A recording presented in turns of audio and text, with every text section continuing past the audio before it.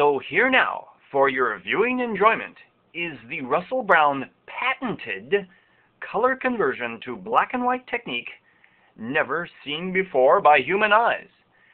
This is how it starts. I have a single layered file, as you can see here. I'm going to go to the base of the layers palette. Targeting this icon at the base, create new fill or adjustment layer. I'm going to click and hold and move to hue and saturation. So I'm generating a new adjustment layer, and in this case, a hue and saturation layer. This first layer, we are going to make no adjustments. That's right, no adjustments. We're merely going to select OK. However, we're going to change the mode of this adjustment layer. Here, at the top of the layers palette, selecting the word normal, clicking and holding, and going down to color. By selecting color, I will be able to adjust the hue and saturation together for this layer, as we will see as this story unfolds. That's step number 1. Step number 2, we're going to create a second adjustment layer.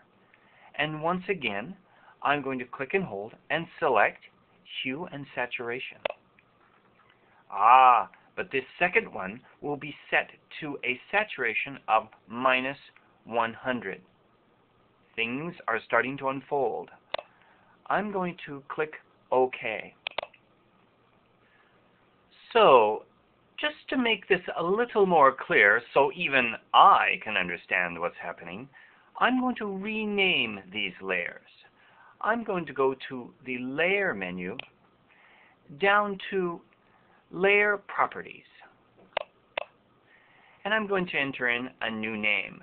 The topmost layer we're going to call the Film. This layer is going to represent the black and white film as if we were photographing the real world with film. I'm going to click OK. This next layer, which lies between the film and the real world in this case, is our color image. The layer between the film and the real world, we're going to call the filter. That's right.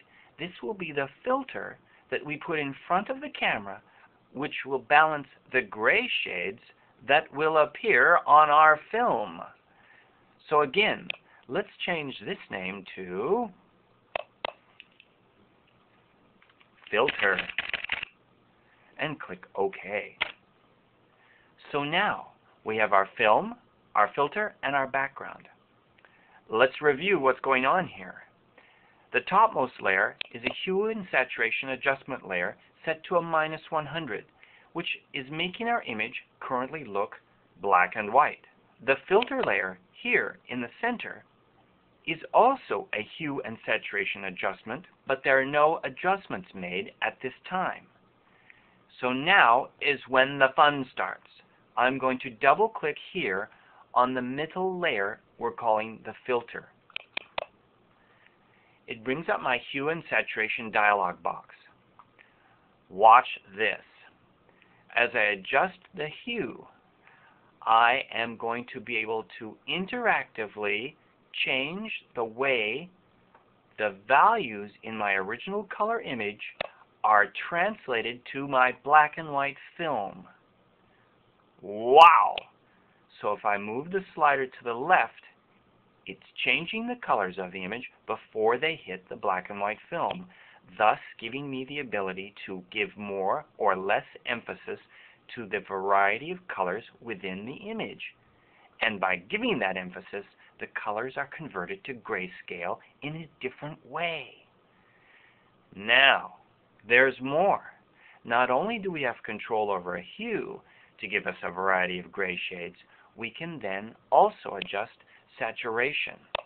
By adjusting this value for the particular point, we can give even more emphasis for that position on the wheel of color. You're saying to yourself, that's pretty good. I'm amazed. But here's something even more amazing. You can also target particular colors within the image and say, I want the reds to be a little bit lighter. You're saying to yourself, no, Russ, no, that is not possible. But yes, it is. Here, by clicking the word master, and instead of selecting master, we're going to select the reds. So now watch here in the image my red values as represented in this portion of the color wheel. I am now able to adjust the reds of this image without adjusting the yellows, magentas, greens, cyans, and blues. That is amazing. Thus, I could make a red rose in this bouquet seem darker or lighter as compared to the other values. You're saying, Russ, this is incredible. Could there even be more? Of course there's more.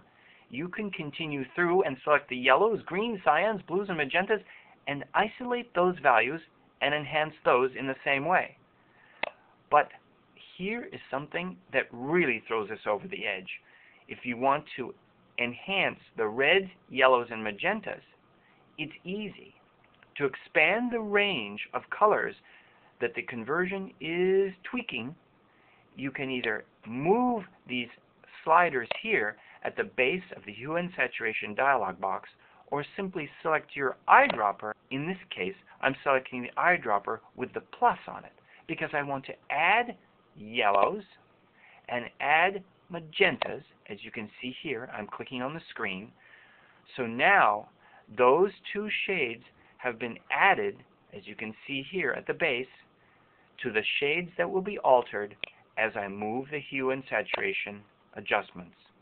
So even more control than you even thought was possible. Then, by clicking OK, we can take a look at our finished product. But wait, there's one more thing I forgot to tell you. You of course know that this is a non-destructive technique because we're using adjustment layers. If I merely double-click on this filter adjustment layer once again, I can bring up the dialog and make additional changes. That's right. Then we would click OK, and to finish this project, I'd click here in my Layers palette, and I'd go down to Flatten Image and finish this image all off with a finished, compact, simple black and white image ready to print or transfer around the world.